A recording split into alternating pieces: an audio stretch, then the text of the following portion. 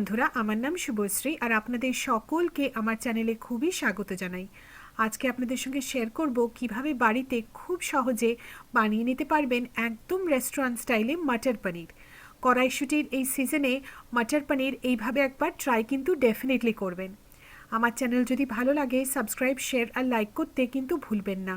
তো চলুন দেখে নিই কেমন করে বানাচ্ছি রেস্টুরেন্ট স্টাইলে মটর পনির। মটর পনির বানানোর জন্য এখানে আমি 400 গ্রাম পনির নিয়ে নিয়েছি। পনিরগুলোকে আপনারা আপনাদের পছন্দ মতো শেপ আর সাইজে কেটে নেবেন। আমি এরকম রেক্ট্যাঙ্গুলার মতো একটুখানি বড় বড় পিসে কেটেছি। আর নিয়ে নিয়েছি 2.5 কাপ মটরশুঁটি। মটরশুঁটির সিজন এখন, তাই আপনারা পারলে ফ্রেশ মটরশুঁটি ব্যবহার করবেন। দিয়ে দিচ্ছি 2 থেকে 3 টেবিল চামচ সাদা তেল। তেলটাকে ভালো করে গরম করে নেব। দিচ্ছি দুটো মাঝারি সাইজের পেঁয়াজ, এটা টোটাল 280 গ্রাম। পেঁয়াজগুলোকে আমি রাফলি চপ করে নিয়েছি। পেঁয়াজটাকে দিয়ে দিলাম। এবারে পেঁয়াজটাকে আমরা হালকা করে 3-4 মিনিট ভেজে নেব, যতক্ষণ না পেঁয়াজটা সফট হয়ে যাচ্ছে। একদম লালচে করে ভাজার দরকার নেই। পেঁয়াজটার কালার দেখুন এখন ট্রান্সলুসেন্ট হয়ে গেছে। এর মধ্যে দিয়ে দিচ্ছি 1 ইঞ্চ আদা রাফলি চপ করে নিয়েছি। তার সাথে আরও দিচ্ছি 5-6টা রসুনের কোয়া। 1-2 মিনিট আদা রসুনটাকেও এই পেঁয়াজের সাথে ভেজে নেব। দিচ্ছি 3টে মাঝারি সাইজের টমেটো, টোটাল 300 গ্রাম। এই রেসিপিটাতে টমেটো একটু বেশি পড়ে, টমেটোটাকে দিয়ে দিলাম।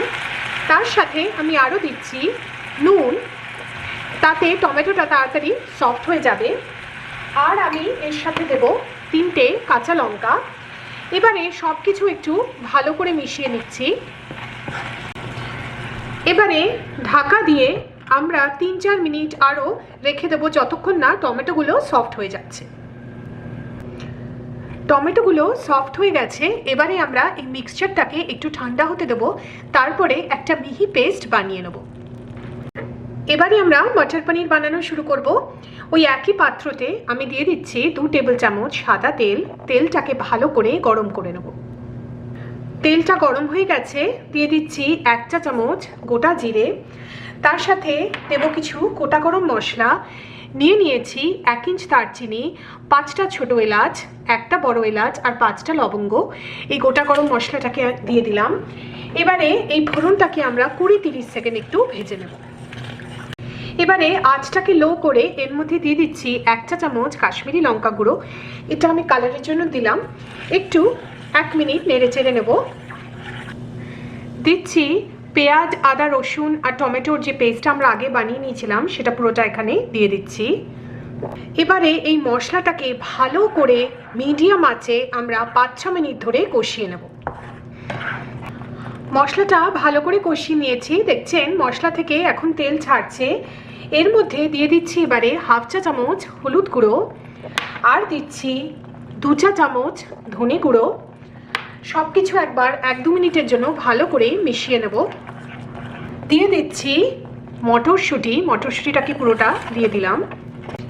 এবারে মটরশুঁটিটাকে বাকি মশলার সাথে ভালো করে 1-2 মিনিটের জন্য নেড়ে চেড়ে নেব। এবারে ঢাকা দিয়ে মিডিয়াম আঁচে আমরা মটরশুঁটিটাকে 4-5 মিনিট রান্না হতে দেব। আমরা মটরশুঁটিটাকে ভালো করে মশলার সাথে কষিয়ে নিয়েছি, দেখছেন তেলটা উপর অব্দি এসে গেছে।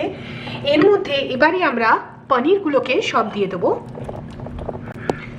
পনিরগুলোকেও মশলার সাথে 1-2 মিনিট হালকা করে একটু নেড়ে চেড়ে নিন। দিয়ে দিচ্ছি পর্যাপ্ত পরিমাণ জল। আপনারা যতটা ঝোল রাখতে চান সেই অনুপাতে জলটাকে দেবেন। রুটি বা পরোটা বা নানের সাথে খেলে একটুখানি ঘন রাখবেন, আর ভাত, পোলাও, ফ্রাইড রাইসের সঙ্গে খেলে একটু পাতলা রাখতে পারেন। এবারে সব কিছু আরেকবার একটু মিশিয়ে নিচ্ছি। দিয়ে দিচ্ছি 1/2 চা চামচ গরম মশলা গুঁড়ো আর দিচ্ছি নুন স্বাদ মতো। এবারে ঢাকা দিয়ে মিডিয়াম থেকে মিডিয়াম লো আঁচে আমরা মটর পনিরটাকে 4-5 মিনিট আরও রান্না হতে দেবো। আমাদের মটর পনির একদম তৈরি।